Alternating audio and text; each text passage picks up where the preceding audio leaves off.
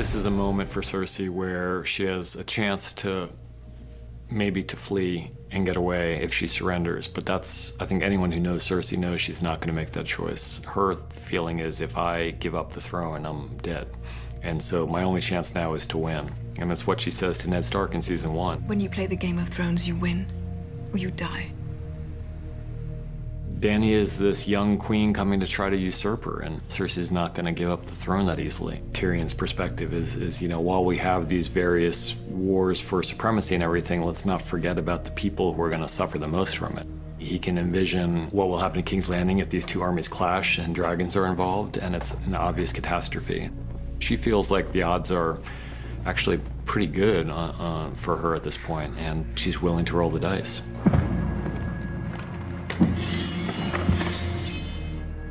She's really back where she was at the very beginning.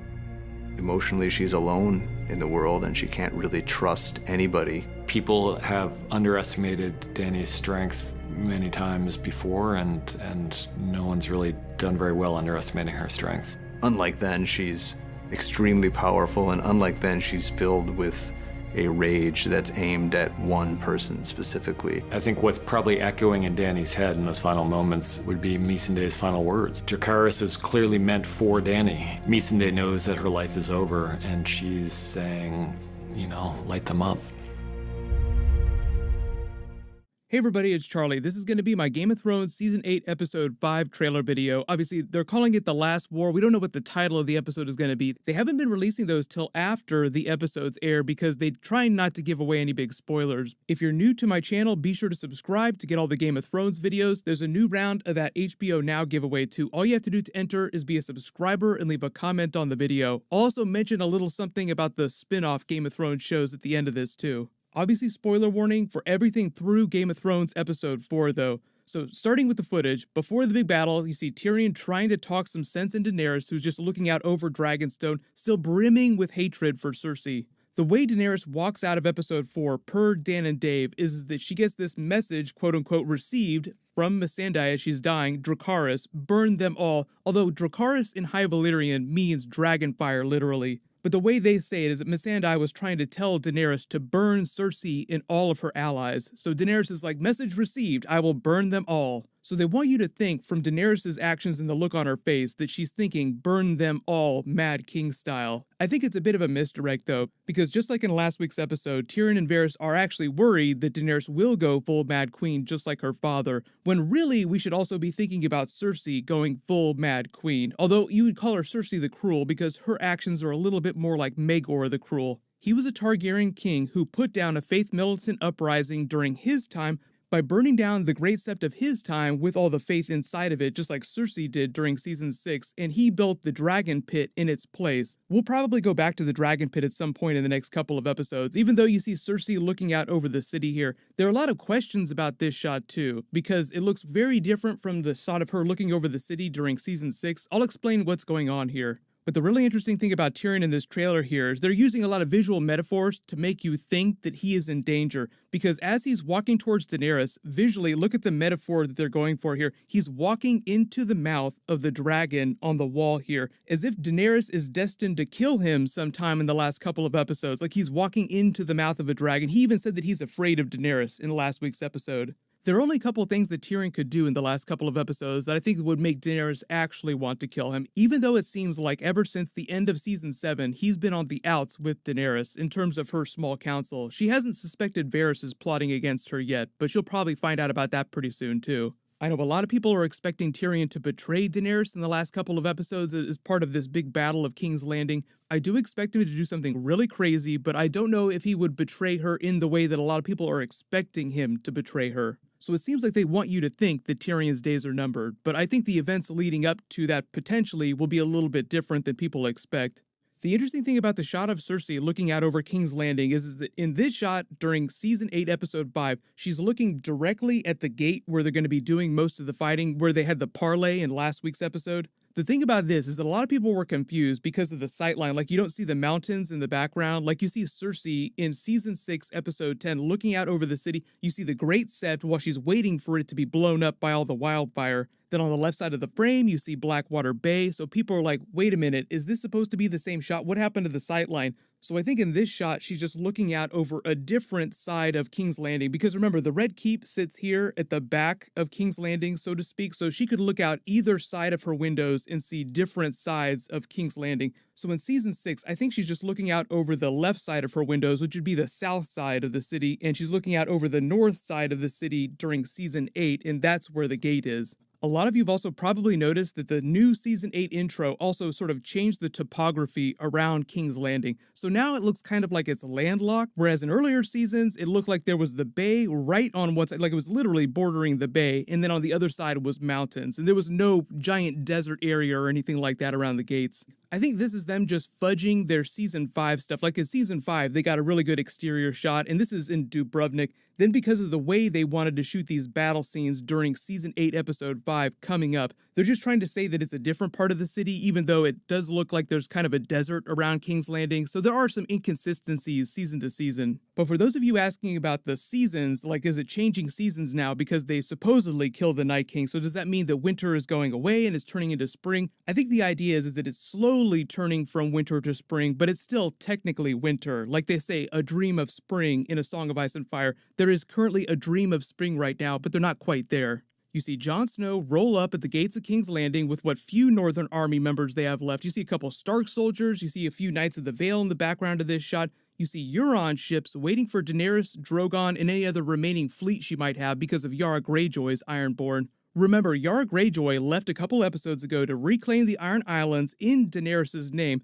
and if there's any special skills that they've given the Ironborn the last couple of seasons, it's the ability to cloak their ships and just show up Deus Ex Machina style. So Daenerys technically still has ships available to fight Euron's Ironborn, even if she's not thinking about Yara Greyjoy at the moment. There was a weird line of dialogue at the end of episode 4 where Dan and Dave said Daenerys might not be thinking about Euron's Ironborn fleet, but they're definitely thinking about her. Like, wait a minute, did Daenerys just forget about the fact that they have all those ships? There's a lot of discussion that'll go on these last couple of episodes about characters' actions and people acting like they normally wouldn't act, people seeming stupider than they normally would. I think a lot of that's just a function of them trying to cram so much story into such a few number of episodes. So you could just make the joke that there's a lot of deleted scenes between episodes building that character motivation for all those big twists and turns. There's a shot of Daenerys sitting in a darkened throne room in Dragonstone. They'll probably try to juxtapose her with Cersei sitting on the Iron Throne, like you have the battle of the Mad Queens, so to speak. Tyrion looking like he's shocked. It's something Daenerys just said also in the throne room. Maybe this is her just talking more about destroying Cersei, even if it means collateral damage for the innocent citizens of King's Landing. That would definitely shock him. He still seems like he wants to believe in Daenerys, but if she were to say something crazy like that, that would probably send him off to do something even crazier to try and stop her from doing it. We finally see the Golden Company march out of the gates of King's Landing in formation. You can see their sigil on all the shields. It's a pike adorned with gilded skulls. The skulls are actually symbolic of the skulls belonging to former captains of the Golden Company. They actually do gild the skulls of their former captains and put them on real pikes. But because they're not doing elephants, I'm not expecting them to do every little thing that the Golden Company does from the books. If we're talking about real-world history, I think a lot of the design of the Golden Company on the show is inspired by Macedonian army designs. You also notice there's a hooded figure in the background here in a black cloak walking through them in the opposite direction into King's Landing. That might be Jaime Lannister heading back to Cersei, either to kill her or to die with her, depending on how you think Cersei dies in the next 2 episodes. If he really is going to kill Cersei, he's going to have to roll dice with Arya to see who gets the pleasure. Then there's Grey Worm and the Unsullied in formation preparing to fight the Golden Company. You have all the Lannister troops atop the walls of King's Landing manning all those supersized scorpions. You even notice that Cersei has also added those special lion designs on the front for flair.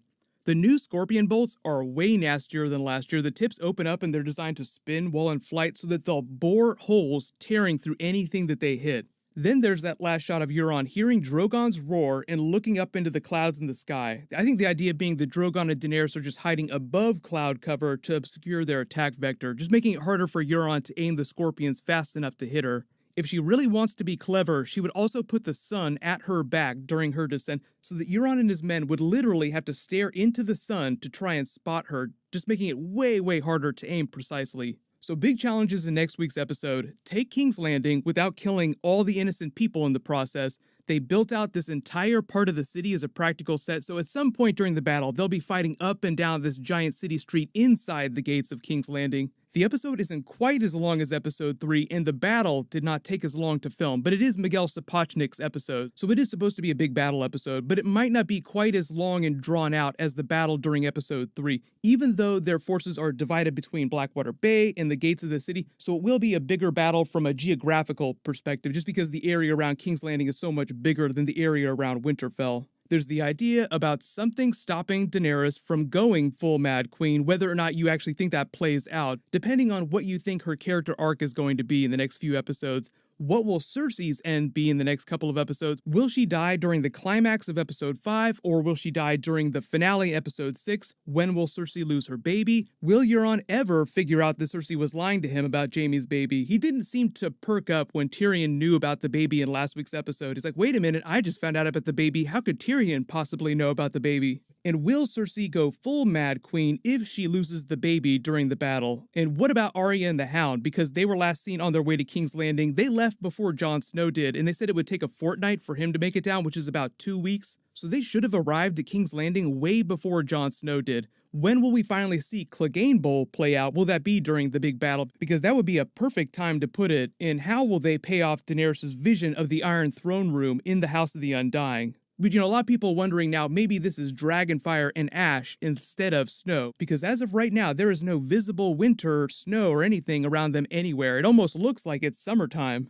But chronologically, like I said, it's supposed to have been 2 weeks since the end of episode 4 when we begin the battle in episode 5. So there's just a whole lot of stuff that they gotta sew up in this, pushing them into the finale. I am expecting some of this to spill into episode 6. I think it's just a question of what's going to happen to potentially prevent Daenerys from coming back from the brink of being full Mad Queen, and when are they going to pay off some of these other big deaths? Because obviously, big battle episode, there are probably going to be a whole bunch of other main characters that die during episode 5. But what'll happen is I'll do some more bonus videos later this week. I will talk about the prequel shows. George R. Martin recently said that 3 of them are moving forward. They're filming the Long Night prequel series starting, I think, at the beginning of the summer, so we'll hear more about that pretty soon. But they haven't said what the other 2 prequels that are moving forward are, so I'll talk about that in a video later this week. But leave all your bonus video requests in the comments below. I will do a Q&A video tomorrow as well. But congratulations to Nima Musa, you're the giveaway winner from my last big Game of Thrones video. Please email me on the About page of my channel so I can get your contact details.